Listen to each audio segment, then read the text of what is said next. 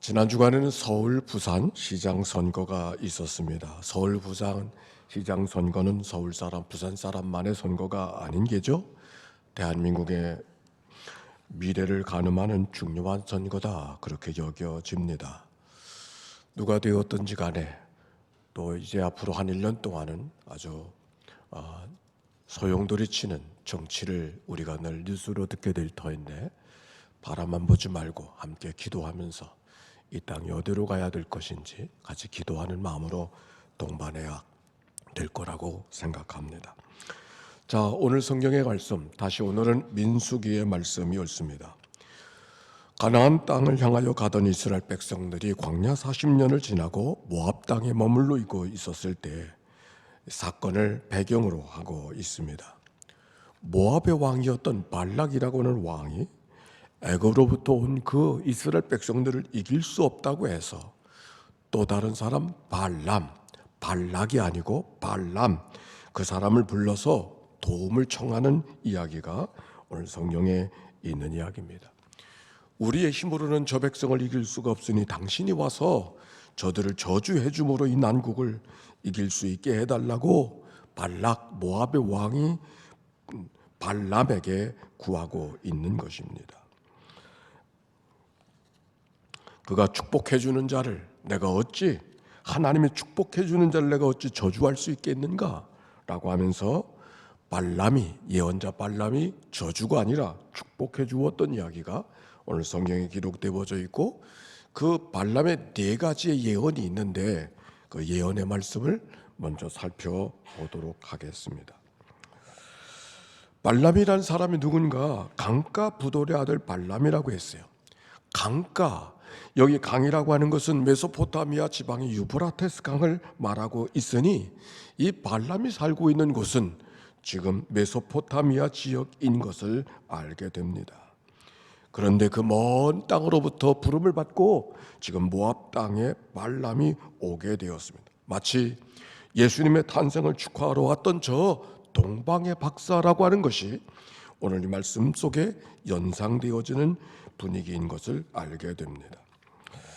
오늘 봉독해드린 말씀은 다 예언자 발람이 발락에게 해준 말들인데, 그 예언의 말들이 얼마나 특별한지 먼저 그 말씀을 살펴보도록 하겠습니다. 민수기서 23장 9절에 있는 말씀입니다. 성경을 다 펴고, 성경 있는 분들은 성경을 펴고 보겠습니다. 23장 9절의 말씀 시작.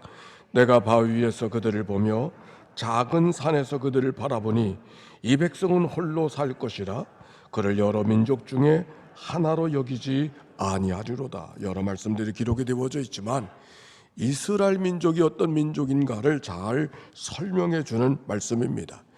이 백성이 홀로 살 것이라 여러 민족 중에 하나가 아니다, 아주 특별한 유일한 민족이라고 이야기하고 있는 것입니다.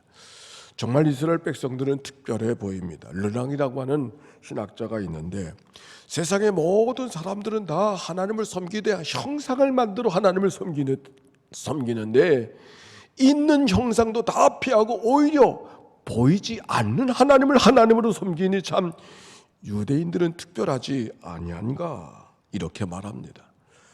또한 세계의 많은 나라들이 다 여러 신들, 다신적인 그런 신을 더 많이 가지면 더 특별할 거라고 생각하는데 오히려 그 모든 신들을 다 배척하고 유일신 한 분 하나님만을 섬기도록 그렇게 예배하고 있으니 참 이스라엘 백성들은 특별하다라고 하는 얘기를 한 르낭이라고 하는 신학자가 이야기를 했습니다.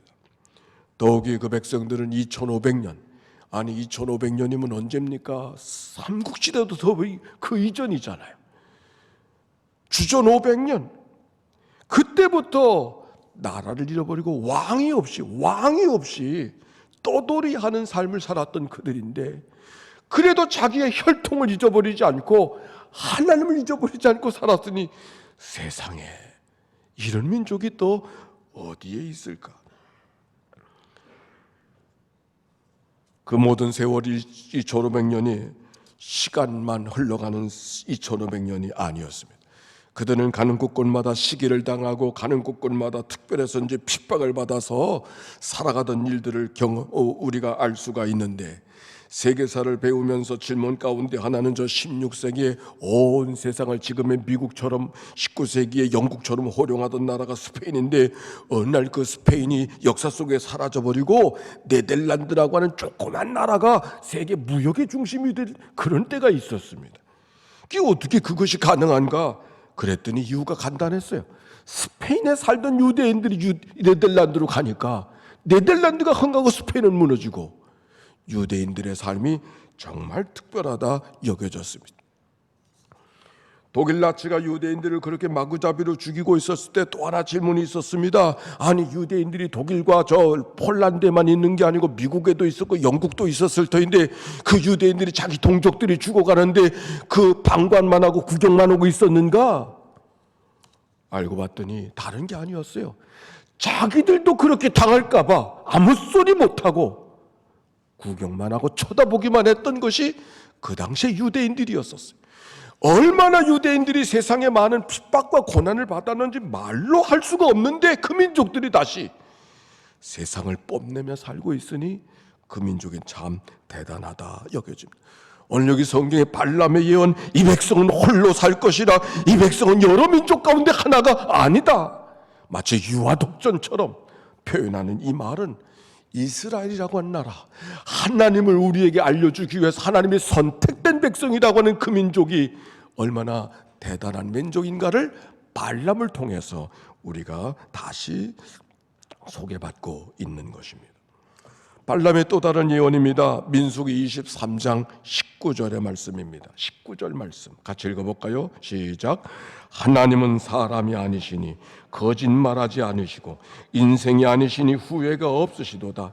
어찌 그 말씀하신 바를 행하지 않으시며 하신 말씀을 실행하지 아니하시랴. 하나님을 이보다 더 잘 설명할 수가 있겠어요? 사람이 아니시니 거짓말이 아니하시고 인생이 아니시니 후회가 없으시도다. 말씀하신 바를 행하지 않으시는 일이 없고 말씀을 실행하지 않는 것이 없다. 하나님이 바로 그런 신실하신 하나님을 너무 잘 설명해 주는 이야기가 오늘 성경에 있는 이야기죠. 그 다음에도 보니까 야곱의 허물을 보지 아니하시고 이스라엘의 반역을 보지 아니하시는도다. 애굽으로부터 이 백성을 인도하신 하나님의 힘이 얼마나 대단한지 들소의 힘 같다. 성경은 그렇게 표현하고 있습니다. 들소의 힘 같은 하나님이 백성들을 인도해 주시는 것처럼 오늘도 우리의 삶을 인도해 주고 계신다는 사실을 우리가 기억하고 하나님을 찬양하고 그 주님을 의지하며 걸어가는 믿음의 삶이 되시기를 바랍니다. 지난 주간에 저는 아주 안타까운 죽음 하나를 엿보게 됐습니다. 어느 날 제게도 문자가 온 게 아니고 제 아내에게 아무개가 세상을 떠났다라고 하는 문자 메시지가 있어요.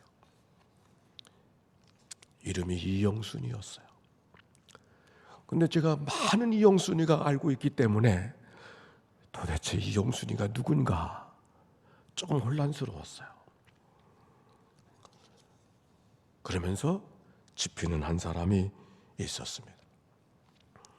산 너머에 있는 교회에서 목회할 때 집사로 교회를 섬기던 사람이었고, 어느 날부터 신앙생활을 잘 못했는지 어느 날 우리 교회도 왔었어요.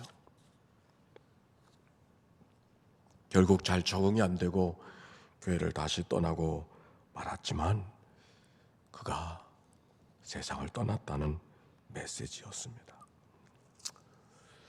찾아갔습니다. 그 집의 아들과 딸이 있는데 저는 그들을 잘 모르지만 어렸을 때 봤으니까 그들은 우리 내외를 잘 알고 있었습니다. 그 아들 성곤이라는 아들이었었는데 엄마를 잃어버린 슬픔을 어떻게나 애절하게 표현하는지, 화장터에서 유고를 품고 말썽꾸러기 아들, 문제덩어리 아들, 이 아들을 두고 그냥 가십니까? 힘들어하는 그 모습을 묵묵히 지켜볼 수밖에 없었습니다. 시간이 있어서 기다리는 시간이 있으니까 그가 자기 마음을 열고 이야기를 꺼내었습니다. 제가 어떤 날 하나님을 버렸다고. 그래서 어떤 날 하나님을 버렸는가 그랬더니 교회에 자기가 좋아하는 형 같은 친구가 있었었는데 신학교를 다니고 있었습니다.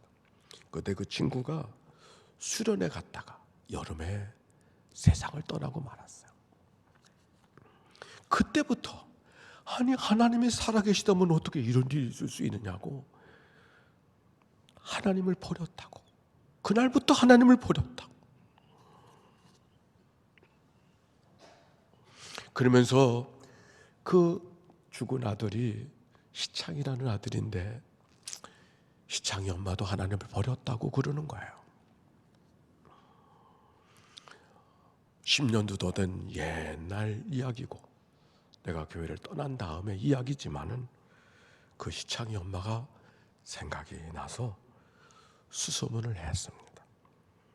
그래서 전화를 했더니 남편도 없이 아들 하나 보고 살았는데 그래 아들이 잘 자라줘서 너무 고마운 마음을 갖고 있었는데 근데 그 아들이 어느 날 물에 빠져 세상을 떠났을 때 정말 견딜 수가 없어서 자기도 교회를 떠났었다고. 그런데 그 아들을 잃어버린 슬픔을 6년 만에 극복하고 다시 지금 서구에 사는데 교회를 어느 교회를 다니고 있다는 이야기를 해 주었습니다. 하나님이 제 마음속에 한 젊은이는 엄마 잃은 슬픔을 견디지 못하고 한 엄마는 10년이 지났는데도 아들 잃어버린 슬픔을 아직도 가슴에 묻고 살아가는 두 사람을 바라보면서 그들을 만나게 해 주었고 그리고 다시 만나기로 약속을 했고 그리고 다시 하나님도 찾기로 했던 이야기가 지난 주간의 이야기였습니다.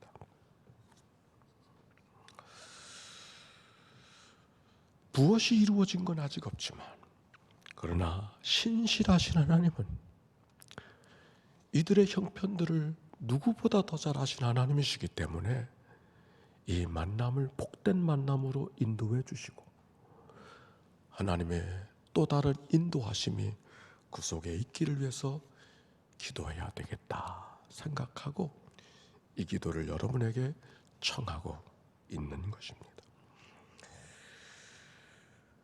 사람이 아니시기에 거짓말이 없으시고 인생이 아니시기에 후회가 없으신 하나님, 우리는 잘 헤아리지 못하지만 하나님의 선한 인도하심이 우리 가운데 있음을 기억하고 우리가 어떤 경우 속에서도 낙심할 만한 일을 만난다 할지라도 절망할 수밖에 없는 삶의 순간이 있다 할지라도 그 하나님을 의지하며 걸어가는 오늘 발람의 예언처럼 걸어가는 그 믿음이 우리 모두 가운데도 있게 되시기를 바랍니다.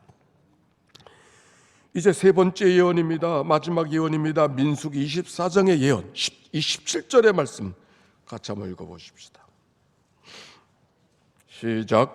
내가 그를 보아도 이때의 일이 아니며 내가 그를 보아도 가까운 일이 아니로다. 한 별이 야곱에게서 나오며 한 주가 이스라엘에게서 일어나서 모압을 이쪽에서 저쪽까지 쳐서 무찌르고 또 셋의 자식들을 다 멸하리로다.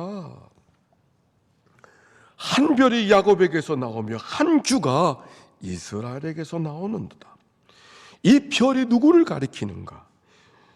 이 말씀은 마치 야곱이가 아들 유다의 미래를 축복할 때 창세기에 나오는 말씀처럼 들려집니다. 그래서 유대인의 상징이 뭔가? 그들이 별이었어요. 그래 이스라엘 국가에는 별이 있지 않습니까? 이 별은 다윗을 지칭하기도 하지만 이 다윗은 바로 이 별은 예수 그리스도를 지칭해 주는 그런 말씀입니다.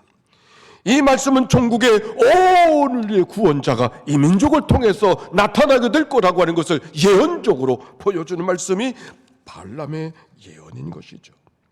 오늘 성경에 있는 이 발람의 예언 속에 이때의 일이 아니며 가까운 일이 아니라고 하는 이 말씀, 지금은 헤아릴 수 없지만 그러나 먼 미래 속에, 지금은 뭐라고 말할 수 없지만 그러나 저 영원한 나라 속에 지금이 아닌 또 다른 때에 하나님의 거룩한 일이 있음을 예언해 주는 이 하나님의 약속의 말씀. 우리가 하나님 앞에 기도를 올리되 너무 조급한 마음으로 당장 하나님이 오늘 기도했으니 내일 당장 무엇을 해 주시지 않으면 안 되는 것처럼 그렇게 하나님 앞에 다가설 때가 있지만, 그렇게 반응하며 살아갈 때가 있지만, 하나님은 우리의 먼 미래를 향하여서 예비해 놓으시고 인도해 주시는 분이 하나님이라고 하는 사실을 기억하고, 오늘도 발람의 예언 속에 발견되어지는 하나님이 나의 하나님으로 고백하는 믿음의 삶이 우리 모두 가운데 임하게 되시기를 바랍니다. 참 발람의 예언은 특별한 예언입니다. 어느 말씀도 버릴 것이 없는 것 같은 이 하나님의 말씀. 그런데 문제는 예언을 한 발람 예언자에 대한 얘기를 여러분과 함께 나누려고 합니다. 다시 성경은 22장으로 돌아가겠습니다. 22장에 보니까 6절에 발람에게 가서, 발람의 신하들이 와서 발람에게, 예언자 발람에게 우리에게 와서 저주해달라고, 저 백성들을 저주해달라고 이야기하니까, 우리가 알기에 당신이 복을 비고 복이 오며 당신이 저주하면 저주망도 알고 있으니 와서 저주해달라, 그러면 후히 살해하겠노라고 모압의 고관들이 이야기하고 있었습니다. 발람이 어떻게 했을까요? 어떻게 반응했을까요? 발람이 이렇게 말합니다. 먼 길 찾아왔으니 유숙하라고, 내가 하나님께 물어보고 대답할 것이라고 말했습니다. 그래서 하나님 앞에 기도했습니다. 그랬더니 하나님이 뭐라고 말씀하시는가? 22장에 보니까 저들과 함께 가지도 말고 가서 저주하지도 말고 상관하지 말라, 그 백성들은 복을 받은 자니까 너희가 상관하지 말라고 발람에게 분명히 하나님께서 말씀해 주셨습니다. 그래서 사신들을 돌려보냈어요. 그런데 모압의 왕이었던 발락이 다시 사람을 격을 높여서 다시 보내 청합니다. 무조건 오라고, 그러면 당신이 원하는 대로 당신에게 대하게 해줄 것이라고, 그러니 무조건 오라고 이야기했습니다. 마치 백지수표를 위임한 것 같은 생각을 표현하고 있는 것입니다. 이제 다시 발람이 어떻게 반응하고 있었을까요? 성경에 보니까 먼 길에 오셨으니 우선 이 밤에 여기 머물라라고 하면서 이렇게 말합니다. 내가 하나님 앞에 물어보고 하나님이 어떻게 대답하시는지 그 답대로 답을 주겠노라고 이야기했습니다. 물어볼 게 어디에 있어요?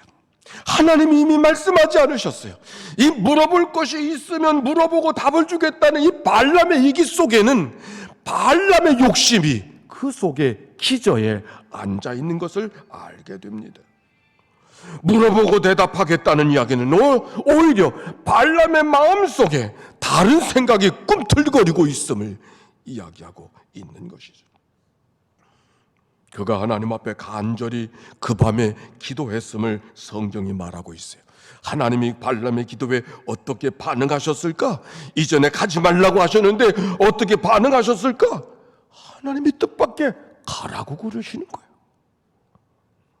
아니, 가지 말라고 할 때는 언제시고 또 가라고 하시는 건 뭔가? 여기 중요한 가르침이 있어요. 우리가 기도의 응답을 받았다고 하는 것이 그 기도의 응답이 늘 하나님도 원하시는 것은 아니라는 사실을 우리가 기억해야 합니다. 마치 왕을 달라고 청하는 백성들에게 그것이 하나님이 원하는 것이 아님에도 불구하고 청을 들어주셨던 하나님의 마음을 우리가 기억하고 있지 않습니까? 왕을 만들어지게 되어지면 그 왕 때문에 만드는 폐단이 얼마나 많은지 그것들을 그들이 일러주었지만, 그러나 그들이 듣지 않았을 때 그들이 원하는 대로 해주라고 이야기해 주었던 사무엘상서 8장의 말씀을 기억해 본다면 오늘 발람의 이야기를 왜 하나님께서 허락해 주셨는가를 알게 합니다. 우리가 때때로 하나님 앞에 기도하지만 하나님은 우리를 사랑하시기 때문에 응답하지 않으신다는 사실을 기억하고 있습니다. 칼을 달라고 아이에게 조른다고 칼을 주를 어미가 어디 있겠어요? 하나님은 우리를 사랑하시기 때문에 아무리 기도해도 기도자에게 해가 끼쳐지는 것 같은 것은 하나님이 용납하지 않으시는 것이 하나님의 사랑인 것이죠. 그런데 메투엘이라는 사람은 이 말씀을 이렇게 설명하고 있습니다. 하나님은 자기 자녀를 사랑하기 때문에 그 기도를 안 들어주실 때가 있다. 그런데 하나님은 악한 자가 간절히 기도할 때, 누가 기도할 때, 악한 자가 기도할 때는 오히려 응답하여 주심으로 응답이 그에게 심판이 되도록, 응답이 그에게 심판이 되도록 하실 때가 있다고 메투엘리는 이야기하고 있습니다.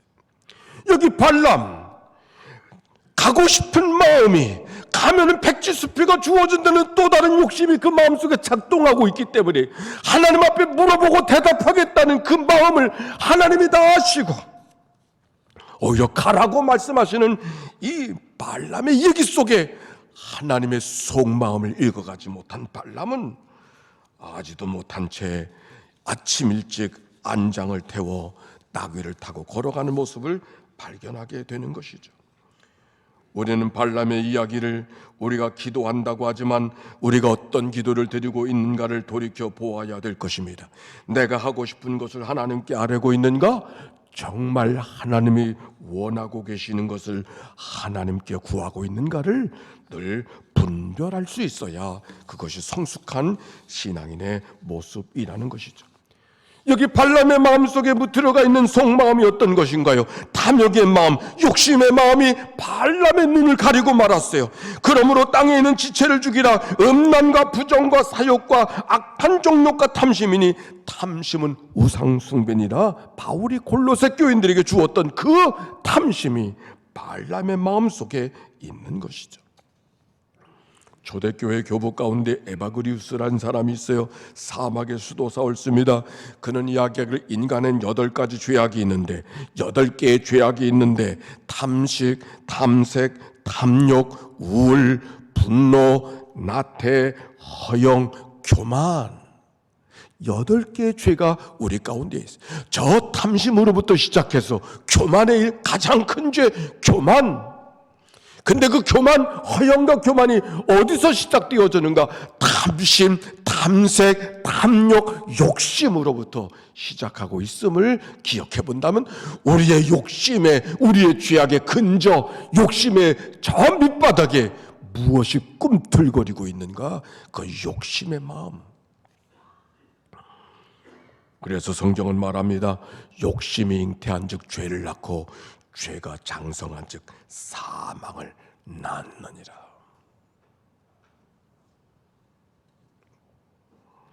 이 발람의 마음속에 욕심이 그 마음속에 들이오고 있기에 눈 감은 자가 되어졌어.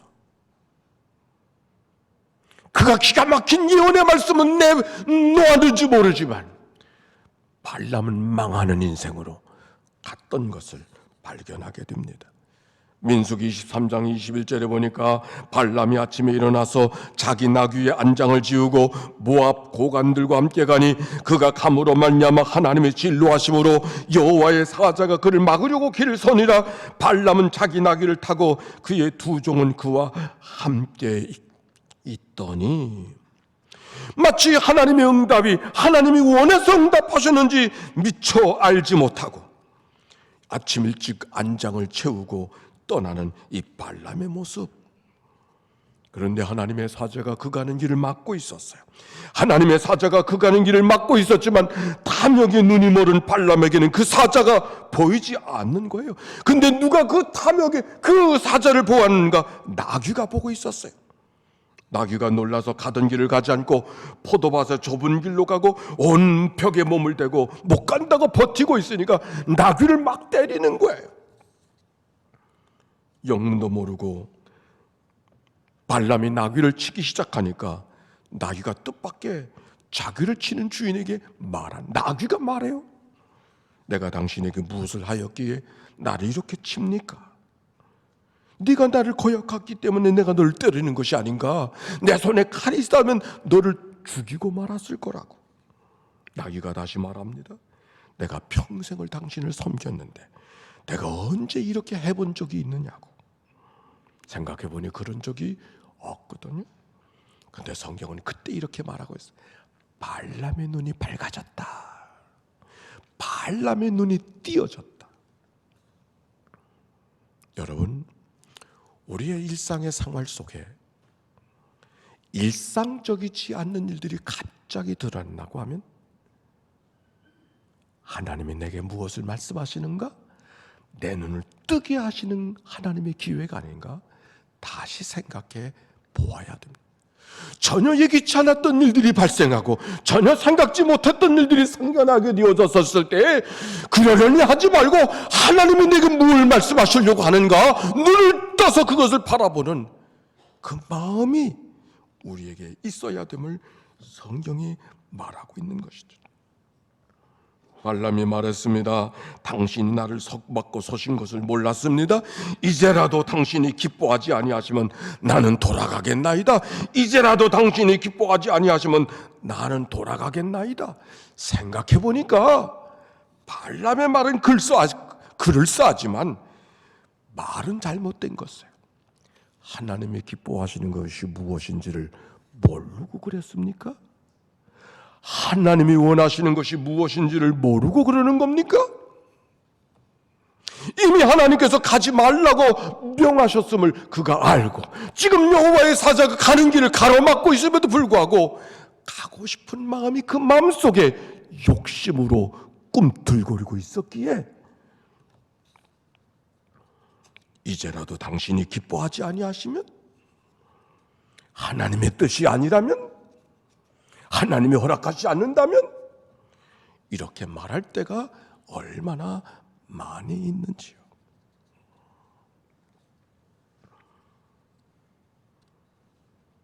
하나님의 말씀, 하나님의 뜻을 몰라서 모르는 것이 아니라 알고 있음에도 불구하고 순종하기 어려워서, 알고 있음에도 불구하고 그 명령을 따라가기가 어려워서 애써 외면하고 살아갈 때가 얼마나 많이 있는지.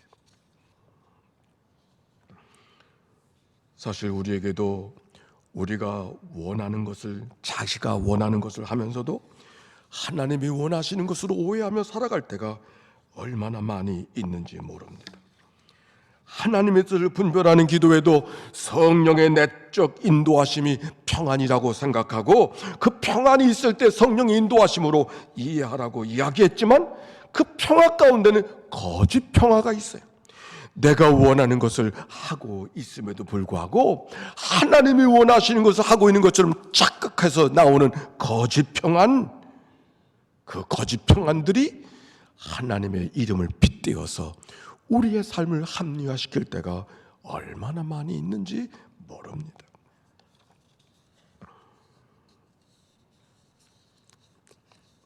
생각해 보니 저는 말씀을 준비하며 이 발람 선지자가 다른 사람이 아니고 내가 발람 선지자구나,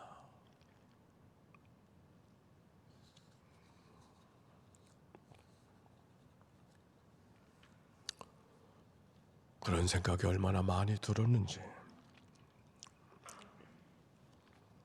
하나님의 일을 위해서 충성한다고 하였지만 하나님의 이름으로 아이들을 소홀히 여기고 가정을 소홀히 여기고 어머님께 효도하는 일을 소홀히 여기고 고르반하면서 살았던 일들이 돌이켜졌습니다. 아이들이 때때로 이런 말을 할 때가 있었습니다. 우리 집에는 목사님은 계신데 아버지가 안 계시다고. 아이들을 목회한다고 미국으로 한국으로 끌고 다니다가 일찍부터 떨어져 살아야 되는 어쩔 수 없는 삶의 환경도 다 아버지 때문에 만들어진 기구한 삶의 이야기인 것을 돌이켜보게 되었습니다.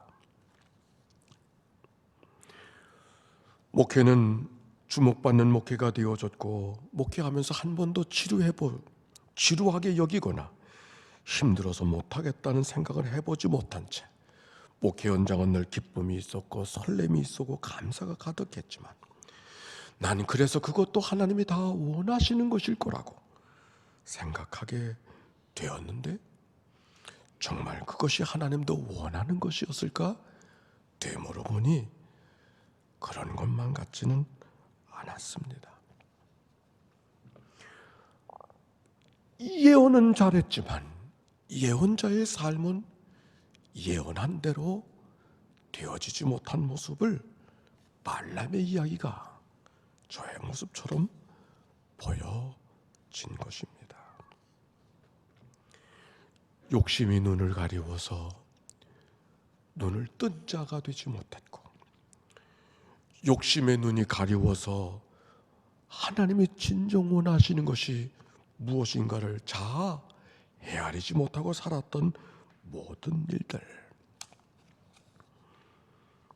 바울은 갈라디아 교인들에게 이렇게 말합니다.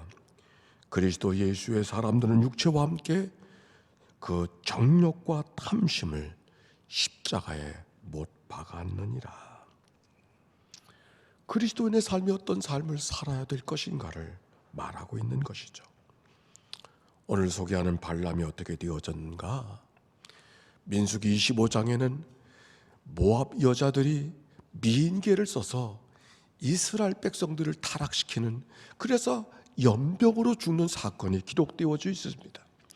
거기는 발람이라는 말이 한마디도 기록되어져 있지 않지만 민수기 31장에 보니 바로 그 꾀는 발람이 준 꾀였던 것을 성경이 증언하고 있었습니다. 발람은 대단한 예언을 하는 사람이었습니다. 그러나 그가 대단한 예언을 한 사람이 안달지라도 그것은 큰 의미가 없었습니다. 그 자신이 욕심에 꿰찬 삶이 되어져서 폐가하는 인생이 되어졌으니 우리가 어떤 삶을 살아가야 될 것인가를 생각하게 합니다. 마태복음 7장에 보니 그들의 열매로 그들을 알지니, 열매가 그를 알게 한다는 말씀입니다. 오늘 말씀을 정리하겠습니다.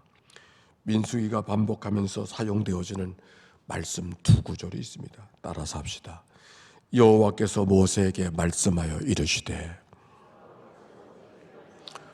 또 하나의 말씀이 있습니다. 여호와께서 모세에게 명령하신 대로 하였더라. 하나님은 말씀하시는 분인 줄로 믿습니다. 오늘도 말씀하고 계시는 하나님 앞에 그 말씀을 명령으로 받고 준행하며 살아가는 삶은 모두의 삶이 아닙니다. 용한 예언자가 따로 있지 않습니다. 오늘도 나에게 말씀하신 하나님 앞에 오늘은 또 무엇을 말씀하신가 귀를 열고 순종하고자 말씀을 명령으로 들을 수 있는 사람, 그들이 하나님이 기뻐하시는 믿음의 삶인 줄로 믿습니다. 하나님이 원하시는 것이 무엇인지를 몰라서가 문제가 아니라 그 명령에 순종하지 않으려고 하는 우리들의 마음이, 우리의 욕심이 말씀을 명령으로 듣지 못하게 하는 일들이 우리의 삶의 모습이 아닙니까? 민수기를 읽어가는 저희들, 말씀 앞에 귀를 기울여 살아가는 눈뜬 자로 이 땅을 살아가는 주의 백성들 되시기를 주의 이름으로 축원합니다.